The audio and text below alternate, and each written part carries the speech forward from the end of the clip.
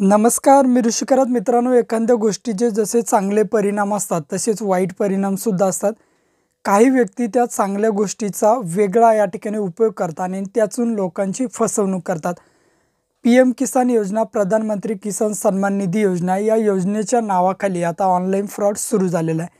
Online fraud कशा पद्धतीने सुरू झालेला आहे? कृषी विभागामार्फत तुम्हाला वेळोवेळी यासाठी अलर्टचा एक मेसेज पाठवला जात आहे किंवा अलर्टची या ठिकाणी नोटीस दिल्या जात आहे की तुम्हाला तुमच्या WhatsAppवरती पी-एम किसानच्या नावाने एक ए-पी-के फाईल येत आहे आणि ही ए-पी-के फाईल साधारण 2 ते 5 MBच्या दरम्यान ए-पी-के फाईल आहे.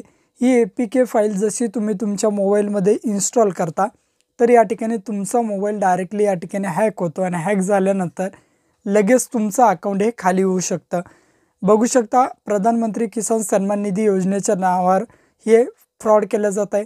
जी योजना या ठिकाणी भारतभर अवघ्या यशस्वीरित्या राबवली जात आहे त्याच योजनेच्या नावाखाली फ्रॉड केले जात आहे. तुम्ही पाहिलं असेल, तुम्हाला एक ए-पी-के फाईल आली असेल किंवा काही WhatsApp हॅक झाल्यानंतर तुम्हाला ती फाईल पाठवली जाते. मग ती SBIच्या नावाने सुद्धा या ठिकाणी ऑनलाईन पद्धतीने हा फ्रॉड केला जातो आहे. SBIची सुद्धा अशीच एक ए-पी-के फाईल तयार करण्यात आली आहे आणि ही ए-पी-के फाईल तुम्हाला WhatsAppद्वारे पाठवली जाते. पाठवल्यानंतर जसं तुम्ही यावरती क्लिक करता तसं ती डायरेक्टली तुमच्या मोबाईलमध्ये डाउनलोड होऊन लगेच इन्स्टॉल होते आणि इन्स्टॉल झाल्यानंतर तुमचा मोबाईल हॅक होऊन तुमचं बँक अकाउंट हे खाली जात होतं.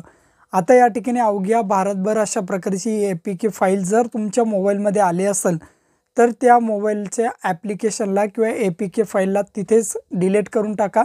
तुमच्या मोबाईलमध्ये जर तुम्ही इन्स्टॉल केली तर तुमचं या ठिकाणी अकाउंट हे खाली होऊ शकतं, असं कृषी विभागामार्फत वेळोवेळी शासनामार्फत तुम्हाला सांगण्यात येते. त्यामुळे जर तुम्हाला अशी कोणती WhatsAppवर ए-पी-के फाईल आली तर ती फाईल इन्स्टॉल करू नका. त्या ठिकाणी तुमचं या ठिकाणी अकाउंट खाली होऊ शकतं. कारण या पी-एम किसान योजनेची क्रेज आहे. या पी-एम किसान योजनेत सर्व शेतकरी, सर्वसामान्य लोक, जास्तीत जास्त लोक कनेक्ट झालेले आहे. म्हणून या योजनेचा फायदा या ठिकाणी ऑनलाईन फ्रॉडवाले किंवा सायबर क्राईम जे करतात ते घेत आहेत. त्यामुळे जर तुम्हाला अशा प्रकारची ए-पी-के फाईल आली तर तुम्ही ती तुमच्या मोबाईलमध्ये इन्स्टॉल करू नका. आता जवळपास प्रत्येक शेतकरी हा पी-एम किसान योजनेशी कनेक्ट झालेला आहे. कोणाची KYC असेल किंवा लँड सीडिंगचे ऑप्शन असेल किंवा कोणत्याही प्रकारची जरी माहिती असली तर ती माहिती मिळवण्याचा आपण प्रयत्न करतो.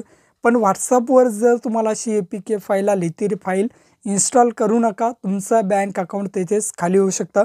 अशी अत्यंत महत्त्वपूर्ण सूचना तुम्हाला कृषी विभागामार्फत दिली जात आहे.